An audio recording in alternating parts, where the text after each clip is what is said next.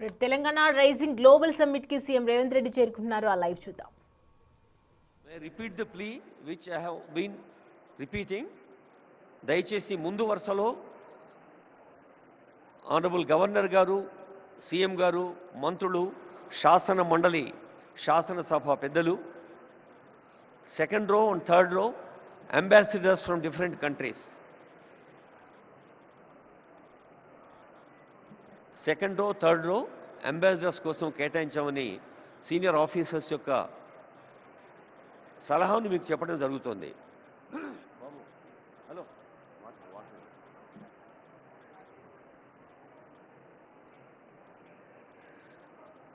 టీవీతో వెలుగొందు PV నృసింహుని జనికి Telangana వినుత భాష, ఆస్థాన కవియౌసు అలరు దాశరథికి ముదమంద తెలంగాణ పుట్టినిల్లు, జ్ఞానపీఠముగొన్న ఘనుడు సినారెకు ముదముప్ప తెలంగాణ పూలదండ, ధృతిమీర పాలించు రేవంత్ రెడ్డిని, ధృతిమీర పాలించు రేవంత్ రెడ్డిని నిలిపిన తెలంగాణ కలువదండ, ఇట్టి తెలంగాణ సీమలో హృదయమలరా, మీరు మీరలు మీరలు మీరు మీరు ధన్య గుణులంచు ఎంచెద మాన్యులారా, వేరళెవ్వారులు ఇక మీకు. వాళ్ళకున్న కాంటాక్ట్స్తో మనకున్న కాంటాక్ట్స్తో అందరూ కలిసి చేయొచ్చు ఆల్రెడీ. అండ్ అన్నపూర్ణ కూడా మేము ఆల్రెడీ 50 years నుంచి తెలంగాణలో మేము బీన్ హియర్ ఫర్ 50 years. అది దాన్ని కూడా తీసుకొస్తాం ఇక్కడికి. రేవంత్ రెడ్డి చెప్తా ఉన్నారు వెదర్ పరంగా కానీ ఇంకా అన్ని రకాలుగా కూడా అన్ని రకాలుగా కూడా తెలంగాణ అనుకూలం అని చెప్తా ఉన్నారు కదా, మీరేం చెప్తారు దానికి సంబంధించి? వెదర్ అనేది ఇది one of the best weathers in the country, ఇది అందరికీ తెలిసిందే. చాలా మంచి వెదర్.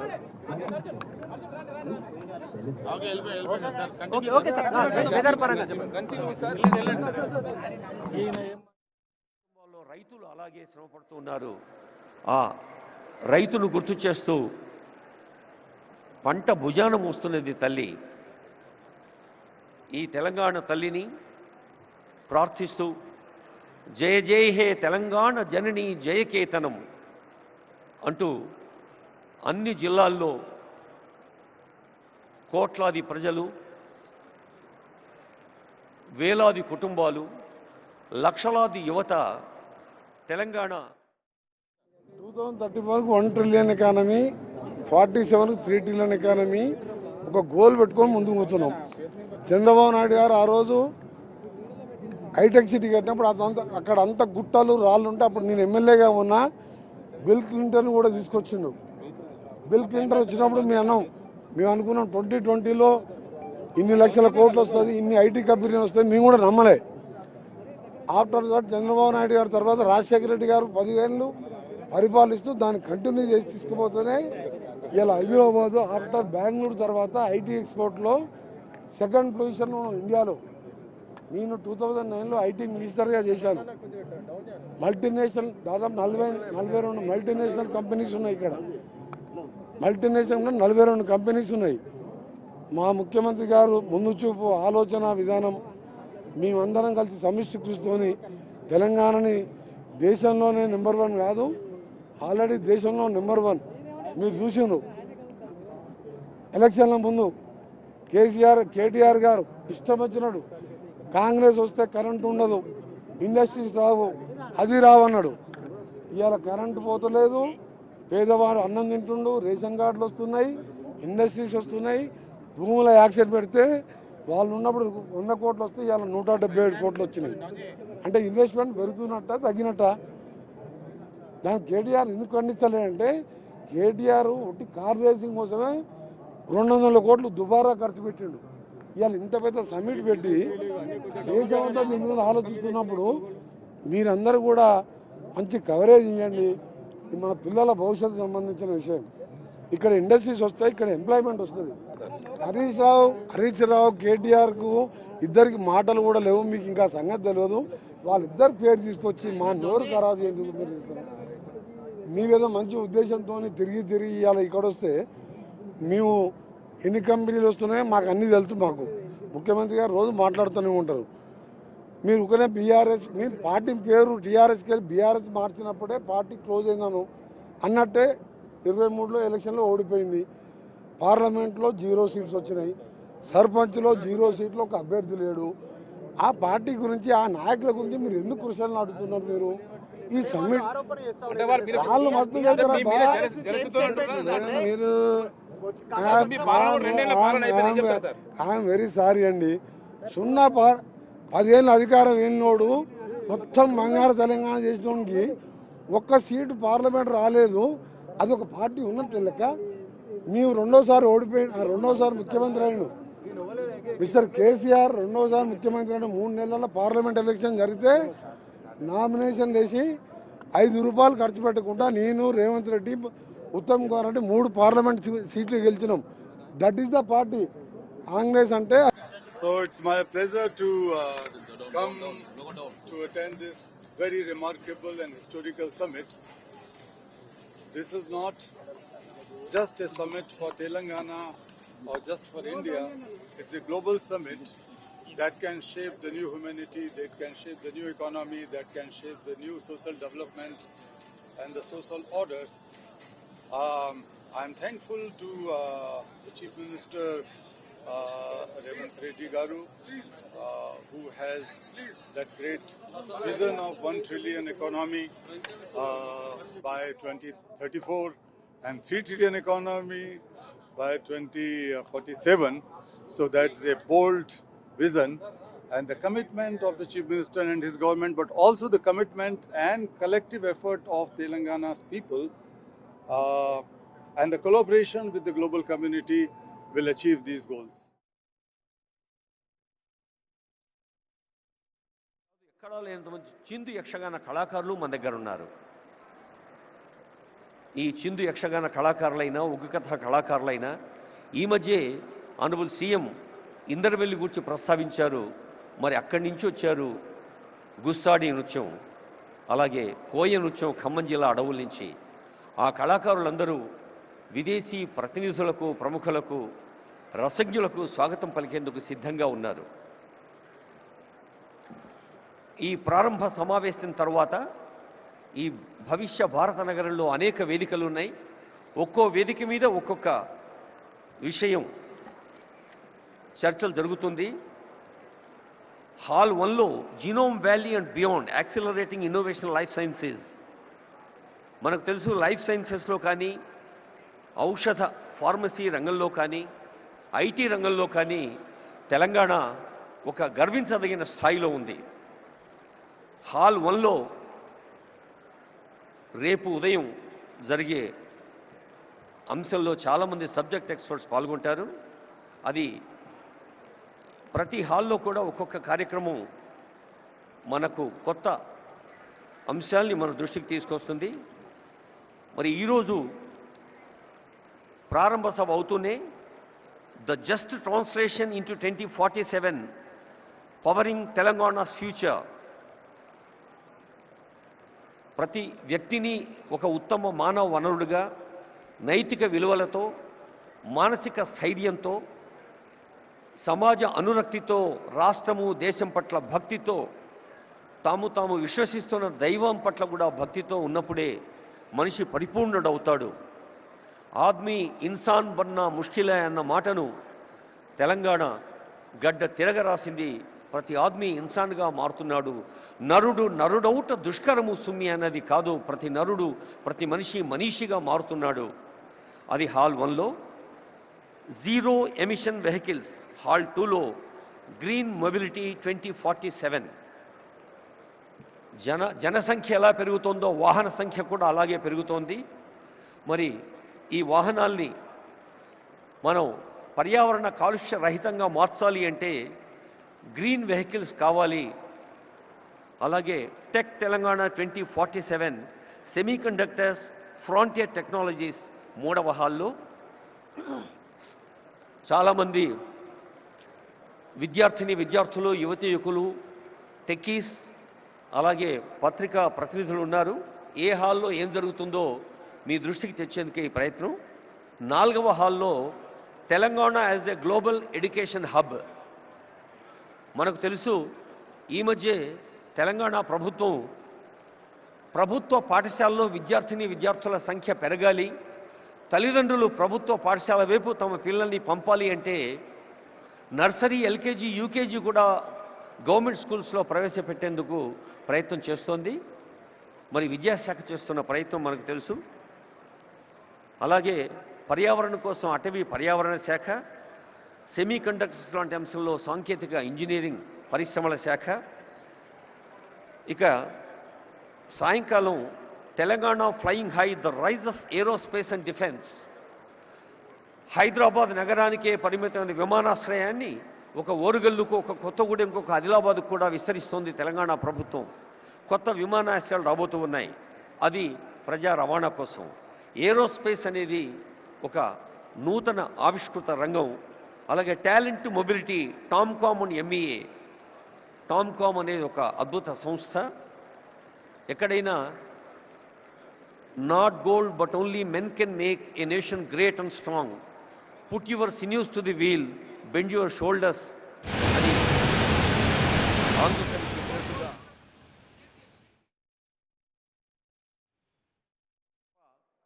కేవలం వేదికల పైన మనం అనుకునే సంకల్పాలతో సాధ్యం కాదు అంటారు ఆనరబుల్ సీఎం. అందుకని talent mobility is the top priority of Telangana state. Accessible, affordable and equitable health care.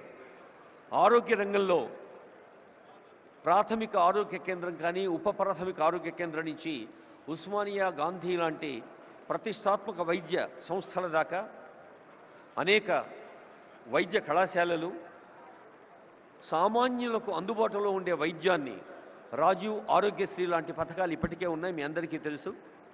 మరి వైద్య శాఖ కృషిని కూడా హాల్ 3లో మనం వినబోతూ ఉన్నాం.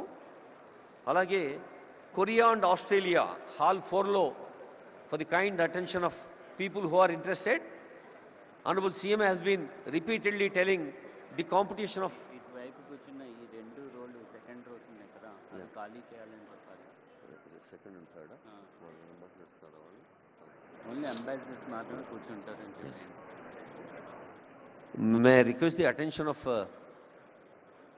dignitaries who have already occupied second row and third row. I would like to repeat the request. Ambassadors are on the way.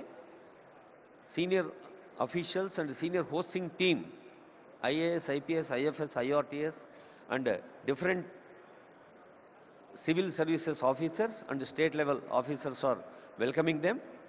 దయచేసి రెండో వరుసలో, మూడో వరుసలో ఉన్నవాళ్ళు అంబాసిడర్స్ కోసం, అలాగే గోల్డెన్ పాసులు ఉన్న వాళ్ళ కోసం సీట్లు కేటాయించవలసిందిగా రిక్వెస్ట్ చేస్తూ ఉన్నా.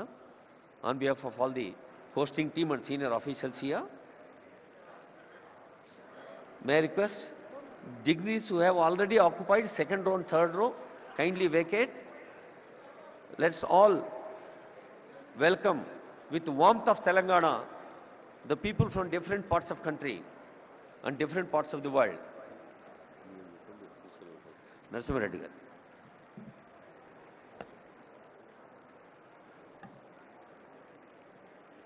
I warmly welcome all of you for sparing your time and coming all the way to this Telangana Rising Global Summit 2025, being organized at Bharat Future City. My request would be to the delegates, don't mind otherwise. Humble request is, please leave the sofas which are meant for the delegates who have come from the different countries. Second and third row, I request those who have the gold pass or silver pass, I request them to occupy the seats behind. This is an humble request from our side, because the ambassadors, the CGs have come all the way to see Telangana, how it is progressing, what is the vision of Telangana. I request all of you, don't mind otherwise, please cooperate and please leave second and third row of sofas for the delegates who have come all the way from different countries to our place. My request, humble request to each one of you, please make seats for them. Don't think otherwise, you are all our esteemed guests, there is no doubt into that. But please do allow us to take care of these people. Thank you.